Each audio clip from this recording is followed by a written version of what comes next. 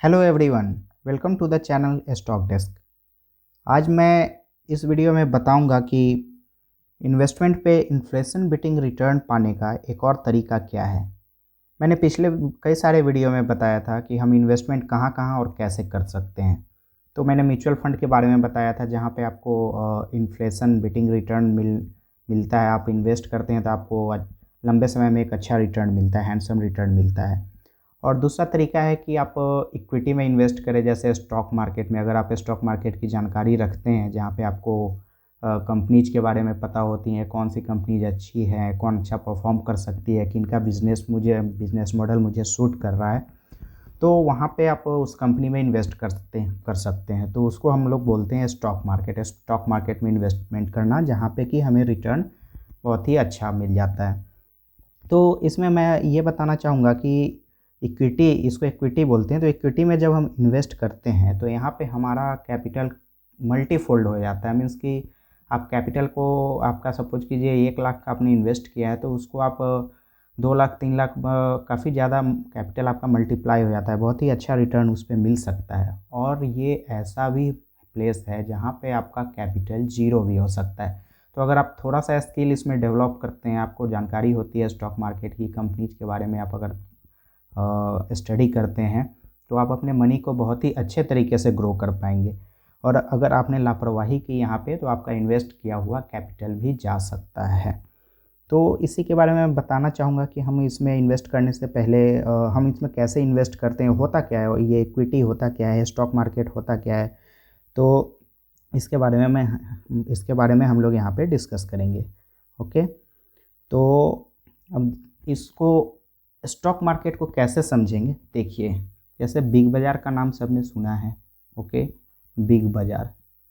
तो बिग बाज़ार में क्या, जब आपको कोई भी चीज़ खरीदना होता है हाउस होल्ड के लिए, जैसे कि आपको किराने का सामान खरीदना है, आप किसी को कपड़े खरीदना है या कुछ भी खरीदना है, तो एक सर्टेन प्लेस होता है जहाँ पे ये सारी चीज़ें अवेलेबल होती है। बड़े शहरों में जहाँ पे बिग बाज़ार अवेलेबल है, तो वहाँ पे जा कर के आपको हर चीज़ वहाँ बिग बाज़ार में मिल जाता है। सिमिलरली हमें अगर किसी कंपनी का शेयर खरीदना है, तो उसके लिए भी एक प्लेस बनाया गया। आप कहीं पे भी ऐसे नहीं कि कहीं मार्केट में जा कर के आप उसका शेयर खरीद लेंगे। उसके लिए भी एक प्लेस बनाया गया है, जिसको कि हम लोग बोलते हैं stock market. Okay, stock market बोलते हैं। तो ये स्टॉक मार्केट कोई फिजिकल फॉर्म में नहीं होता है। मीन्स कि यहाँ कोई ब्रिक से या कंक्रीट का बना हुआ कुछ बिल्डिंग ऐसा नहीं है कि यहाँ पे जा कर के आपको ये मिल जाता है। ये इलेक्ट्रॉनिक फॉर्म में होता है। मीन्स कि आप घर बैठे ही आप किसी भी कंपनी का शेयर खरीद सकते हैं। जो भी आपको अच्छा लगता है वहाँ आप खरीद सकते हैं, उसमें अपने पैसे को इन्वेस्ट कर सकते हैं। ओके, तो ये भारत में स्टॉक मार्केट जो है, स्टॉक मार्केट में 2 एक्सचेंजेज होते हैं, जहाँ पे अब इसको फैसिलिटेट करने के लिए, शेयर को बाई एंड सेल करने के लिए 2 एक्सचेंज बोर्ड बने हुए हैं, जिसको कि हम लोग बोलते हैं BSE। ओके, मेनली ये दो तरह के होते हैं, BSE एंड NSE। इसको बॉम्बे स्टॉक एक्सचेंज, ये नेशनल स्टॉक एक्सचेंज, जहाँ पे आप शेयर को खरीद और बेच सकते हैं। ओके, तो जैसे बिग बाज़ार को चलाने के लिए कई सारे लोग इन्वॉल्व होते हैं। जैसे बहुत सारे पार्टिसिपेंट्स होते हैं उसमें, कोई वेंडर्स होते हैं, सप्लायर्स होते हैं, जो माल अपना सप्लाई कर रहे होते हैं बिग बाज़ार में। और कई सारे लोग खरीद रहे होते हैं, कई सारे लोग सप्लाई कर रहे होते हैं। तो मतलब बिग बाज़ार एक कहने का मतलब है कि ऐसे नहीं चलता है। काफ़ी सारे लोग उसमें इन्वॉल्व होते हैं, तब जाकर के एक बिज़नेस रन करता है। सिमिलरली आपको स्टॉक मार्केट भी ऑपरेट करने के लिए यहाँ पे कई सारे लोग इन्वॉल्व होते हैं, जिसको पार्टिसिपेंट्स बोलते हैं। ओके, पार्टिसिपेंट्स कौन होते हैं? जो बायर्स होते हैं, शेयर्स के बायर्स होते हैं, सेलर्स होते हैं। कोई बेच रहा होता है शेयर, कोई खरीद रहा होता है, वो स्टॉक मार्केट में जा करके स्टॉक एक्सचेंज में अपना शेयर कोई बेचता है, कोई खरीदता है। ओके, तो पार्टिसिपेंट्स होते हैं। बाई सेल करने के लिए कौन कौन से पार्टिसिपेंट्स इसमें रहते हैं? तो हमारा पहला है इंडिविजुअल रिटेलर्स। ये रिटेलर्स होते हैं। ये रिटेलर्स कौन होंगे? ये रिटेलर्स जैसे मैं होऊंगा, आप होंगे। मुझे पैसे इन्वेस्ट करने हैं, मुझे किसी कंपनी के शेयर खरीदने हैं, आपको खरीदने हैं, तो आप स्टॉक मार्केट के पार्टिसिपेंट्स हैं। मतलब इसमें आप शेयर खरीदेंगे, बेचेंगे। ये रिटेलर्स होते हैं। मतलब एक अकेला आदमी इसमें बेचता है, खरीदता है अपना अकाउंट खुलवा करके। ओके, दूसरा इसमें कौन होता है, तो कोई एनआरआई इसमें इन्वेस्ट कर सकता है हमारे Indian stock market. NRI means कि जो बाहर अब्रोड रहते हैं वो हमारे इंडियन स्टॉक मार्केट में इन्वेस्ट कर सकते हैं, following certain rules of the SEBI means stock exchange का जो रेगुलेटर होता है उसके रूल्स को फॉलो करते हुए। थर्ड है हमारा डीआईआई बोलते हैं जिसको, डोमेस्टिक इंस्टीट्यूशनल इन्वेस्टर्स। ये सब क्या होते हैं, इंस्टीट्यूशनल इन्वेस्टर्स होते हैं, इंस्टीट्यूशनल इन्वेस्टर्स होते हैं। ओके, इंस्टीट्यूशनल इन्वेस्टर्स कौन होते हैं, तो ये हमारे डोमेस्टिक मीन्स जो इंडिया के हैं। ये कोई इंस्टीट्यूशन होता है, फॉर एग्जांपल एलआईसी। ओके, ये एएमसी हो सकता है, एसेट मैनेजमेंट कंपनी जो हमने म्यूचुअल फंड वाले वीडियो में डिस्कस किया था। तो एएमसी कौन कौन है, एसबीआई है, एचडीएफसी, आईसीआईसीआई बैंक है, ये सारे एसेट मैनेजमेंट कंपनी है। तो ये सारे भी म्यूचुअल फंड में पैसे जो कलेक्ट करते हैं तो शेयर ही खरीदते हैं। तो ये एक बार में एक बल्क डील करते हैं, एक बार खरीदते हैं शेयर स्टॉक मार्केट से, या एलआईसी है, एलआईसी खरीदती है। तो इन सबको हम लोग बोलते हैं domestic institutional investors, DII. Okay, उसके बाद इसी तरह होते हैं एफआईआई होते हैं। एफआईआई मीन्स कि फॉरेन इंस्टीट्यूशनल इन्वेस्टर्स, ये फॉरेन इंस्टीट्यूशनल इन्वेस्टर्स हैं।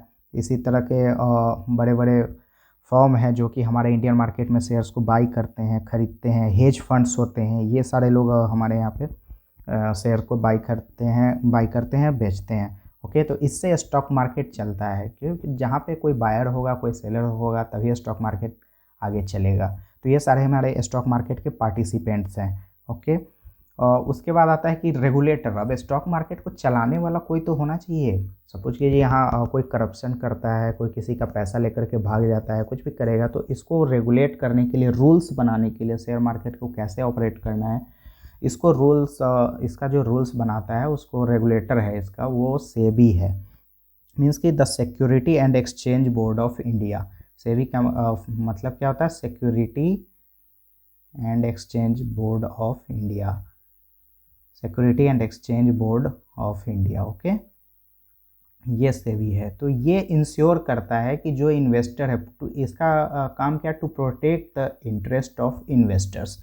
मीन्स कि जो इन्वेस्टर्स इसमें आए हैं, अपना पैसा जिन्होंने इन्वेस्ट किया है, जिन्होंने शेयर को ख़रीदा है, डीमैट अकाउंट में रखा है, तो उसके साथ कुछ गलत ना हो, उनका पैसा सेफ रहे, उनका इन्वेस्टमेंट सेफ रहे, कोई यहाँ पे करप्शन ना हो। तो इसके लिए रूल्स बनाते हैं, इसे बोलते हैं सेबी। ओके, ये रेगुलेटर है मार्केट का। उसी तरह से इंटरमीडिएरीज हैं, मीन्स कि जब आप किसी कंपनी का शेयर खरीदते हो और वो आपके डीमैट अकाउंट में जब आता है, तो देखने में तो बहुत आसान लगता है कि हाँ, हमने एक कंप्यूटर पे क्लिक किया और शेयर खरीदा और हमारे डीमैट अकाउंट में आ गया। लेकिन ये डीमैट अकाउंट में पहुंचने से पहले बहुत सारे इंटरमीडिएरीज हैं जिसके थ्रू होकर के ये गुजरता है। तो उसके बारे में हम थोड़ा जान लेते हैं, इंटरमीडिएरीज कौन कौन है। For example, first one is stock broker. आपको शेयर खरीदना होगा, किसी कंपनी में आप इन्वेस्ट करना चाहते हो, तो आप कहाँ पे करोगे, स्टॉक मार्केट तो है, ठीक है, बना हुआ है, लेकिन उसको आप अप्रोच कैसे करोगे, तो उसके लिए विदाउट स्टॉक ब्रोकर आप कोई शेयर खरीद ही नहीं सकते, क्योंकि स्टॉक ब्रोकर रजिस्टर्ड है, रजिस्टर्ड विद द सेबी। ये सेबी के साथ सेबी रजिस्टर्ड होते हैं ये सारे। तो ये स्टॉक ब्रोकर ही आपको एक प्लेटफॉर्म प्रोवाइड करता है जहाँ पे आप शेयर को खरीद सकते हैं और सेल कर सकते हैं। तो स्टॉक ब्रोकर के साथ आपको अकाउंट ओपन करवाना पड़ता है, जिसको हम बोलते हैं ट्रेडिंग अकाउंट। ट्रेडिंग अकाउंट यहाँ पे ओपन करते हैं हम लोग। और and second one is demat account, trading account and demat account. Okay, trading account क्या होता है, ट्रेडिंग अकाउंट जब आप स्टॉक ब्रोकर के साथ में ओपन करेंगे तो ट्रेडिंग अकाउंट से आप ट्रेड कर सकते हैं, मीन्स कि शेयर को खरीदा बेचा। और डीमैट अकाउंट क्या है कि आपने शेयर को ख़रीदा और आपको कुछ समय के लिए होल्ड करना है, मीन्स कि आप शेयर खरीद करके वो शेयर आपका अब हो गया। अब चाहे आप 1 महीना बाद बेचो, चाहे 2 महीना बाद बेचो, तो वो शेयर आपका कहाँ रहेगा। पहले ये फिजिकल फॉर्म में मिलता था, मीन्स कि हमें एक सर्टिफिकेट, जैसे आप कोई ज़मीन खरीदते हो तो आपकी रजिस्ट्री हो जाती है, वहाँ पे आपको वो रजिस्ट्री की कॉपी मिलती है, तो आप मीन्स कि आप उसके स्वामी हो। उसी तरह से जब आप शेयर खरीदते हो तो पहले एक शेयर का सर्टिफिकेट मिलता था, जो कि फिजिकल फॉर्म में होता था, बट अब फिजिकल फॉर्म में नहीं होता, ये सारे इलेक्ट्रॉनिक फॉर्म में होते हैं। तो इलेक्ट्रॉनिक फॉर्म का जो शेयर रखा जाता है जहाँ पे, उसको हम बोलते हैं डीमैट अकाउंट। तो वो एक अकाउंट आपका खोला जाएगा, उस अकाउंट में आपका शेयर यहाँ पे अवेलेबल होगा। मीन्स आपने सपोज कीजिए कि इन्फोसिस का 100 शेयर खरीदा है, तो 100 शेयर आपको कहाँ दिखेगा, आपके डीमैट अकाउंट में दिखेगा कि हाँ मेरा यहाँ पे 100 शेयर रखा हुआ है। ओके, तो ये इंटरमीडियरीज हैं, स्टॉक ब्रोकर के बारे में बता रहा था मैं। ओके, तो यहाँ पे हम अकाउंट ओपन करेंगे। और भी स्टॉक ब्रोकर क्या क्या फैसिलिटीज़ देते हैं, क्या प्रोवाइड करते हैं, ये मैं नेक्स्ट वीडियो में कवर करूँगा। सेकेंड इंटरमीडियरीज इज़ डीपी, जिसको डिपॉजिटरी पार्टिसिपेंट बोलते हैं। इनका क्या फंक्शन होता है, तो ये आपका डीमैट अकाउंट का लेखा जोखा रखते हैं। ओके, डीमैट अकाउंट, ये डीमैट अकाउंट का लेखा जोखा मीन्स कि आपका डीमैट अकाउंट इनके साथ में ही रजिस्टर्ड होता है डिपॉजिटरी पार्टिसिपेंट के पास में। ओके, तो यहाँ पे आपका शेयर अवेलेबल होता है इलेक्ट्रॉनिक फॉर्म में। Third intermediaries is bank. Bank भी इसमें स्टॉक मार्केट में इन्वॉल्व होते हैं। बैंक क्या करते हैं, आपको पैसे खरीदने आपको शेयर खरीदने हैं, तो शेयर खरीदने के लिए पैसे चाहिए होंगे।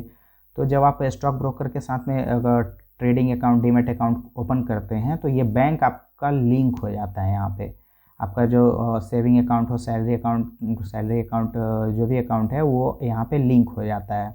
मीन्स कि आप बैंक से फंड ट्रांसफ़र करते हैं अपने ट्रेडिंग अकाउंट में। ओके, ट्रेडिंग अकाउंट में फ़ंड ट्रांसफ़र करके आप स्टॉक की खरीदारी करते हैं। तो ये बैंक में इंटरमीडियरीज है, मीन्स कि बैंक भी यहाँ पे पार्टिसिपेट कर रहा है स्टॉक मार्केट में।